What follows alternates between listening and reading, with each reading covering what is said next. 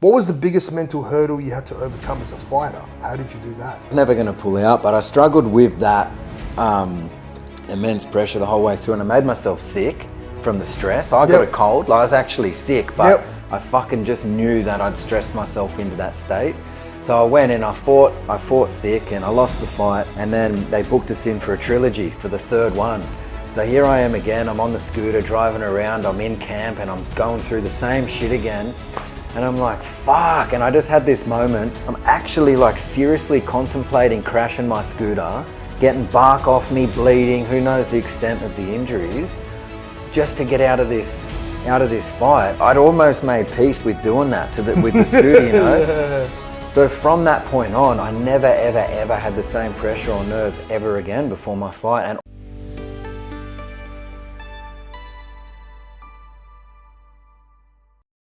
guys, welcome. This is the Fighters Mindset Podcast. I've got Dan, the coach of Dynamis, on board. Someone who shares very similar mentality, thoughts and beliefs in the mindset game, and an amazing gym that we've been working with not only for the business coaching, but the mindset performance as well. Really excited for this chat because over the times that I've met Dan and we've had deep chats, it really aligns to a lot of my beliefs. Dan, welcome on board. Thank you, bro. thank you for coming. When did you realize mindset was just as important physical training, and this is in your own fight career? And was there a defining moment in your career about that?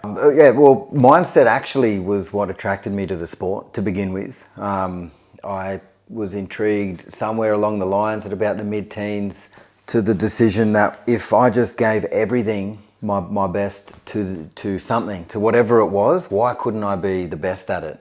Do you know what I mean? Yeah, absolutely. And so that was just a choice. Ultimately, I'm like, fuck, I'm one choice away from, why can't I be the best? And I believe I could. So, you know, I found Muay Thai, and yeah, I was just intrigued by that mindset from the start. That's really incredible and rare because so many people, especially in the teenage, and especially now we look at the youth nowadays, to have that belief and understanding from an early age was amazing. And what was the biggest mental hurdle you had to overcome as a fighter? How did you do that? The biggest mental hurdle I overcame as a fighter, it was, so I was about maybe six fights into my career, and I was in Thailand. And I thought that, so like we all feel the nerves and the pressure and everything, right? And you know, I was no different. I struggle with all of that. Why am I doing this? What am I doing this for? You know, I could be back home at the beach. Especially in Thailand. Yeah, exactly. And so I went and I had this fight with this guy. They nicknamed him Tree Trunks because his legs were fucking massive. That's awesome. Yeah. And so we had a tear up, and it was in the fifth round. They were sort of like, you're gone on points. Relax. You go, it's all right. And I know why they do that over there, but for me, it never resonated with me, right? Yeah, I know. So the fifth round, I ended up just fucking going for it, man. Like he's catching my kicks, and I'm just on the attack from the kick catches and everything. And I ended up swaying the fight, and I won. Then they rematch us. They book us in for a rematch. And I'd never had a rematch before, but now the nerves and the pressure were so much more than I'd ever felt. And I remember being on my scooter and I'm driving around, and I'm thinking, if I crash my scooter and take some bark off, I don't have to fight, and this can all be done with, you know. It was smothering me, the amount of pressure that I had. And so I struggled with that. I was never going to pull out, but I struggled with that immense pressure the whole way through, and I made myself sick from the stress. I got a cold. I was actually sick, but I fucking just knew that I'd stressed myself into that state. So I went and I fought sick, and I lost the fight, and then they booked us in for a trilogy for the third one. So here I am again, I'm on the scooter driving around, I'm in camp, and I'm going through the same shit again. And I'm like, fuck, and I just had this moment. I'm actually like seriously contemplating crashing my scooter, getting bark off me, bleeding, who knows the extent of the injuries, just to get out of this fight. And I'm like with the next part after that, like what, I'd almost made peace with doing that with the scooter, you know? So from that point on, I never, ever, ever had the same pressure or nerves ever again before my fight. And all I started then concentrating on and welcoming, you know, you go through in your head before any situation, whether it's a fight or not, and you start to expect the worst. You get that mental loop going on, and you catch yourself thinking about whatever it is, whatever's coming up, and you always imagine it to be the worst case. Yep. Same in the fight. Yep. And I just started deleting whether I'd win or lose. I no longer struggled with any of that. It wasn't part of my mental narrative leading into the fights. All I used to just like wish for and think was just absolute carnage. And it would usually start with me being dropped by an elbow and I'm bleeding from the head, getting up, and then just going fucking nuts, right? Yeah. And just having a tear up. And then the celebration for me in my head afterwards wasn't a win or a loss. It was just being like so eluded and so happy that I'd had such a intense fight. Yes. Yeah, and it all came off the back of me being prepared to crash my fucking scooter and have all of that damage onto me, right? Yeah. So yeah, that's how from that day on, like that's how I overcome the nerves and the pressure. Man, that's an amazing story because it frames perfectly what we talk about with these fighters. That, if you look at your brain, the whole purpose of your brain is to survive, not thrive. So in that moment when you were going for the rematch, your brain's like, we know what the fuck we're getting ourselves into. Yeah. You're better off and it's less risky crashing your scooter than getting back into the ring with this tree guy. trunks, yeah. And I'm sure when the people hear this, especially the up and coming fighters, we've all had this fear in our head. We've all had this like nerves of going out there. And especially when you're fighting in Thailand as an amateur. Yeah. It's just overwhelming and your brain fucks with you. And one of the main reasons I've launched this is for people to actually understand that it's perfectly normal for your brain to fuck with you. But when you reach the point of reframing it, it's amazing. Yeah. Like I remember I read Paul Briggs's book when I was an up and coming fighter. And one of the things that still stuck with me is how he explained how he used to be a killer. If you remember Briggs back in the day, both in Muay Thai and when he went through boxing, an absolute animal, great fighter. The best of the world. And he would go out into the fights and walk through people, like you said, vicious in the ring. Yep. But in the back room, he used to shit himself and want to run away. Yeah. Until he reframed it and he goes, the more scared I am, the more adrenaline I get. The more adrenaline I get, the less pain I feel. So bring on the fucking fear because it doesn't hurt then. Yeah. And that reframe switch, like when you're willing to actually step up to your own mind and take over, amazing. Man, I love that story. I haven't heard that one before. That's really cool. What's one mindset mistake you made as a fighter that you wish you could go back and fix? We were speaking about this previously. There's not much in your mindset that was really that much. It was more life mistakes. Yeah, I felt. Yeah, that's because I felt I had the I guess respect for mindset or the intrigue, which then breeds respect, I guess, for the mindset from the start. So I feel like I was always really persistent and dialed in like that. So I don't know, for mindset, I'm not too sure there, but you're definitely... Which I think is an important part for the fighters to realize is once you commit and you have the respect for the mindset, it's crucial. Let's talk about your fighters because you've got an awesome squad in the gym at the moment. Thank you. Pros and up and comers.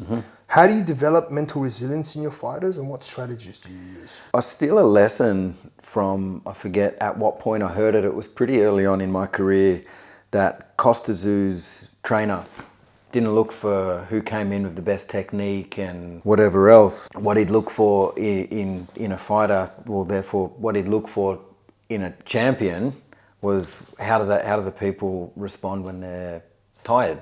Yep. When they're fucked, what have I got to work with?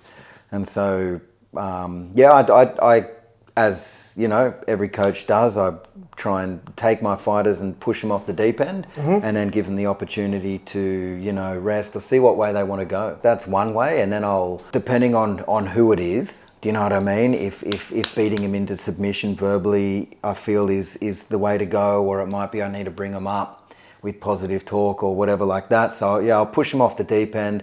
I'll give them an option, let them know that they're not allowed to feel entitled to be tired, to pull back, to have a rest, not at that point. And visualization, especially what I do is after pads or a shark tank, I'll turn them, get them to face the wall. So they're in their own little space and get them to see the fight after the fact. See it, breathe it, feel it. Yeah. Yeah, that's huge. That embodiment is absolutely something we work in. So, one of the things that we're plugging in with a lot of your fighters and the guys that I'm working with is during the day, embodying and visualizing that win, like your brain actually seeing that win consistently. And then when you have the evidence in training for the work that you put in and you match those two feelings together, your body starts resonating and feeling with that. It becomes so powerful. Like that force is, people really underestimate how powerful that force when can it's be. aligned, hey, when it's where when the When brain, you feel it and it feels alive, that's yeah. dangerous, man. That's dangerous. These two things kind of correlate. So what's the biggest difference between fighters who succeed and who don't? And do you think some fighters are just mentally tough by nature, or can mindset be trained? And this is a real controversial question. So let's open this one up. It's persistence for sure. I think hands down, if I had to pick one thing of everything, it's persistence. I think everything else falls under that persistence, consistency, same, right? That's turning up. 100%. That's it, really. Everything else, like you got a good coach, you got good stable mates. If you're turning up, it's 90%. that's it. Yeah, absolutely. Yeah. What do you think gets someone consistently being persistent to show up? I think the right progression, for sure. You got to know, who you're working with, how much to give them and when to give it to them, especially someone at the start. I remember really well when I very first started, I had about, I think it might have been whatever it was, 2 to 3 months in me where I was in the gym and I didn't miss a beat. And then for whatever reason, I was out of the gym for a month or something. I just couldn't go back. And then the next time I went back, I found myself, and it was, I think I had maybe three or four little runs up of it where it was like, right, I just did 5 months before I fucking, had Cooked yourself. Yeah, and then I was out doing whatever I was doing, and then the next time was 8 months. So I think just bringing them along properly, having the right guidance when they start, which is key. What you're talking about is a very common thing in the high achievers. So people that are just built tough and work on their mindset and really strive to push their absolute limits in Muay Thai, in business, in life, what consistently happens is they burn out. Because we push ourselves into that fight or flight state, that adrenaline, that pumping, and our mind keeps, this isn't the situation where the body's weaker than the mind. For us, our mind is so fucking strong that it reaches a point where our body goes, fuck you, you're not listening to us. I'm out. Yeah. Whereas some people, they need to train up their mind to push their body. Other people need to listen to their body to push their mind, which brings you onto that conversation. Are some fighters, people, everyone just mentally tough, or can mindset be trained? Definitely some people are just mentally tough, for sure. I think it can be trained. I think combat sports is in a realm of its own, given that, there's no other area of life, sport, profession, anything that demands you to reflect with as much honesty as combat sports. I feel like, yes, it can be trained. I feel like it's a far harder puzzle to train someone to have that killer mindset if they've not naturally got it. Do you know what I mean? Yes. Or even further back, if they don't have it. If you're trying to bring someone up, they come to the gym and they start training for the love of, for the fitness, and you know what I mean? They're not a killer. You've seen how they respond in certain situations in training, and then all of a sudden they've got the skills down pat, and they're like, "Well, my friend's fighting. I want to fight as well." And they dip out when they're tired, or they won't turn up the next day. Things like that. Find it's harder to. See, I'm on the camp where I firmly believe if the killer mindset can be produced in someone, and let me define this, mindset is across different variables.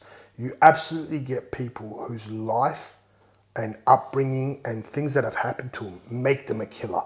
Like they've just got that grunting mentality in their life, like yourself. From the beginning, you had that mindset of pushing yourself. Now, people like yourself, and this is where it needs to be defined, mindset is not just developing a killer mindset. People like yourself, your mindset needs to be trained in a way to actually know when to rest and recover. That you need to control your mind, not to push your body to that point where you crash. And I did that to the point of adrenal fatigue and absolutely wiping myself. And that's what a lot of people, and this is what I always say with the David Goggins side of things. Some people don't need to listen to fucking David Goggins. Because like when you listen to Goggins and you're already going 130%, Yeah. like you don't have any gratitude for yeah. And a lot of us, especially as business owners and shit, Yeah. like we don't take time off, we don't recover, we just keep pushing and then wonder why everything falls apart. But then you've got people, and this is what I say Muay Thai is beautiful in developing mindset, because you can have someone who's scared, timid, lacks assertiveness, lacks aggression, lacks that killer mentality, but you can train them to still be incredible at Muay Thai because you then develop their counter-fighting abilities. You then develop that belief in themselves that even this version of themselves can be it. Now that's where earlier on you said persistence and consistency in training.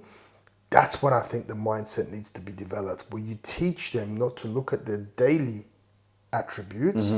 The killer will be in the ring in 3 months. The one that lacks being a killer will be in the ring in 3 years. But if they want to be in that ring long enough, you train persistency in them, in 3 years' time, they'll be able to achieve it. Yeah. And that's where the time frame, I think, changes. Yeah.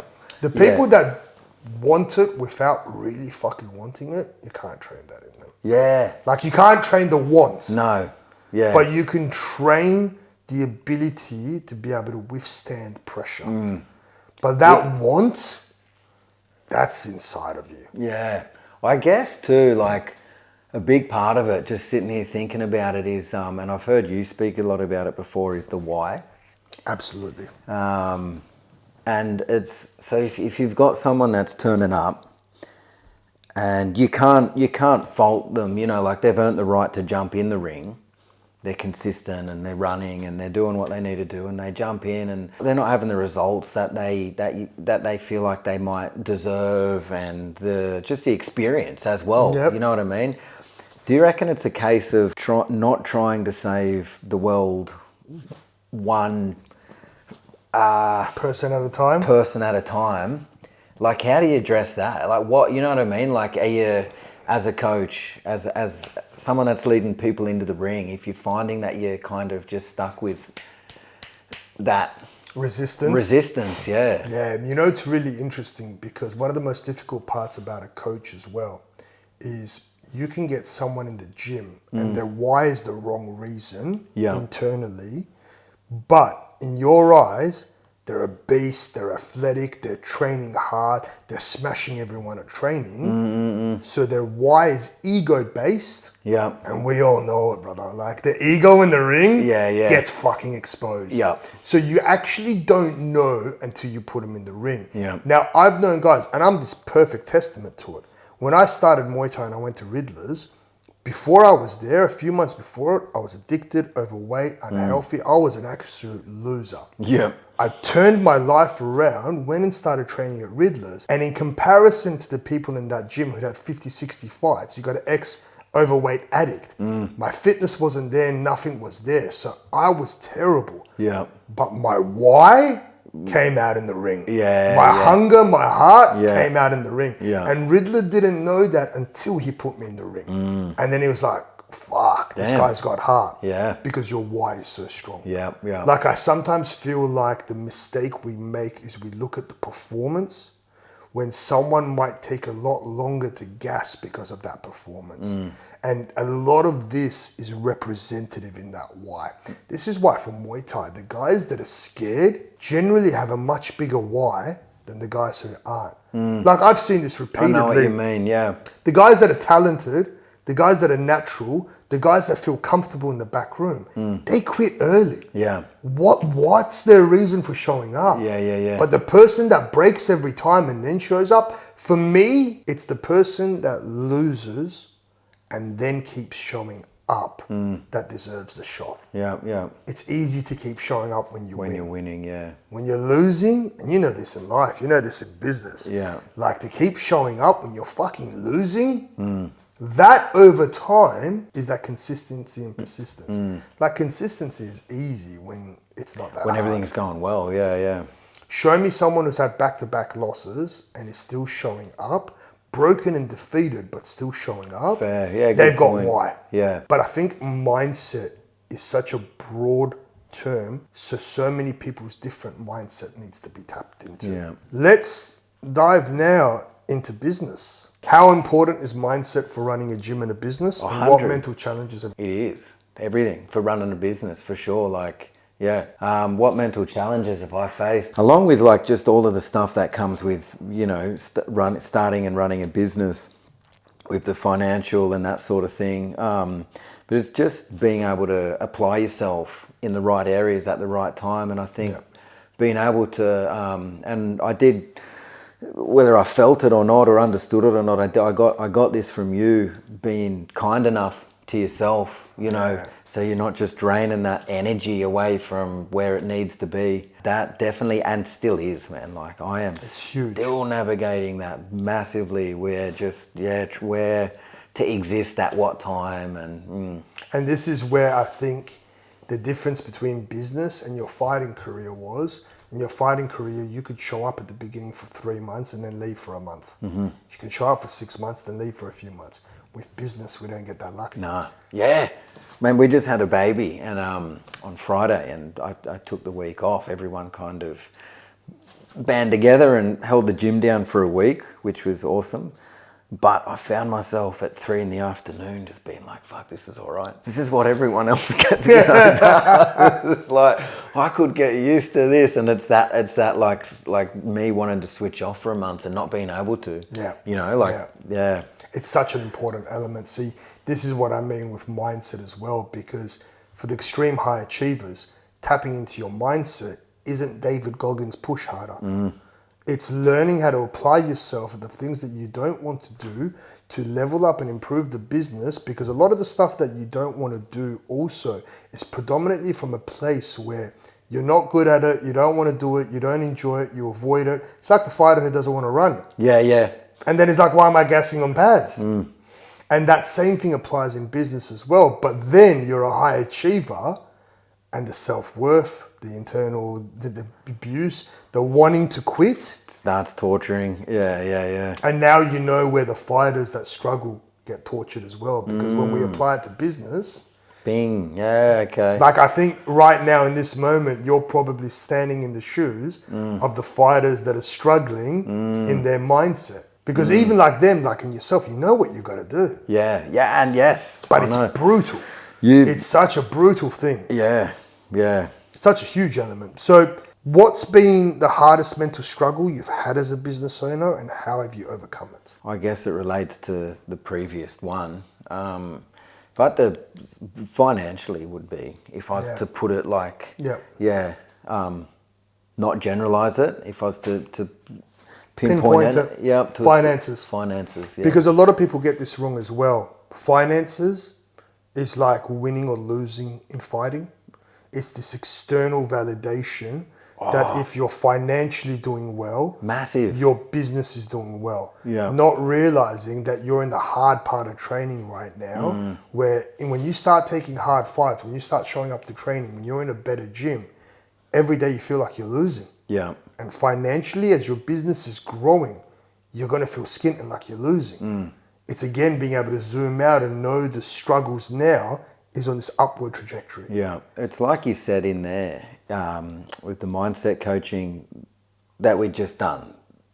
Thoughts, feelings, actions, results. Man, that hit me like a truck. You know, personal chats before, and I guess a lot of people that are going to hear this sort of may know, but I was, you know, we've all had stresses. I've had big stresses in my life, but financial stress, and not just because it's, you know, relative now to the conversation and running a business and everything, but I feel like that, and I haven't lost an immediate family member, so I can't sort of. But it's not far off. No, well, yeah, I reckon, yeah. So what I was going to go on to say was that I reckon that stress trumps all the stresses that I've ever felt anyway, and I've had a few, you know, like worthy ones. So yeah, it's a big one, that. So we won't delve too deep into your psychology at the moment, but I do want to make a note on that, which applies to all the business owners out there.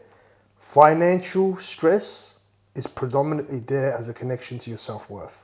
So when you're financially stressed, that's when you feel like shit about yourself. For sure, yeah. It's self-worth. Yeah. If you can detach it and look at the game as an overall thing, and as a business owner or as a fighter, earlier in the stages, you're showing up to lose because you don't know what the fuck you're doing and you're making mistakes, and those mistakes are going to be costly. If you look at your 5-year plan, you're going to win. Yeah, yeah. It's when we look at that short term, and the problem is in business, financial growth is a benchmark of if you're doing it right or wrong. Yeah.